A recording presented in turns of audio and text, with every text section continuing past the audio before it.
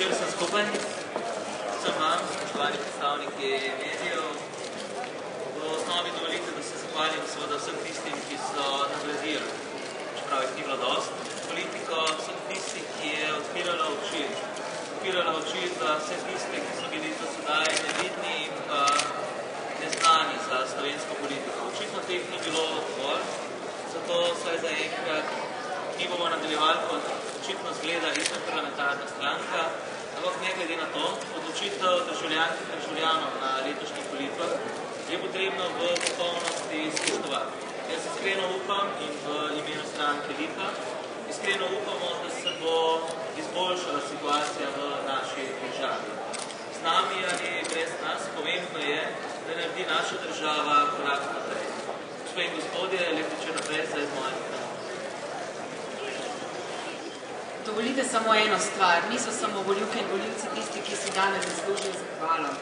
Jaz želim v tem trenutku izkoristiti minutko ali dve za to, da rečem resnično in iskreno hvala naši ekipi, vsem tistim, ki so ostali ali pa stali v ozadju in bili, upam si trditi, najboljši tim. 24 ur na dan so živeli, ne samo za stranko Lipa, živeli so za to, da poskušamo vsi skupaj izboljšati stanje v naši državi.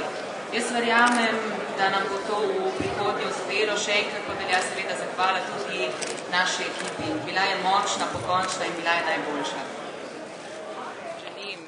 Iskrene čestitke gospodu Borutu Pahorju in celotni njegovi ekipi. Jaz upam in želim, da bo njegovi ekipi uspelo sestaviti dobro koalicijo, takšno koalicijo, ki nas bo resnično prepeljala v stanje, kakršnega si Slovenke in Slovenci zaslužimo. Stranka je nastala s cepitvijo, zanima me, se zarisujejo še kakšni premiki morda, ali bo stranka živela kot Lipa naprej?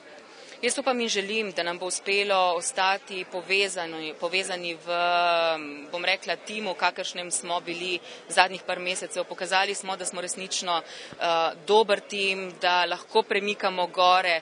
Upam in želim, da bomo uspeli, bom rekla, nadaljevati to pot, skupno pot. Moje vodilo pa je nikoli ne reci nikoli pred kakršnokoli novo zadevo.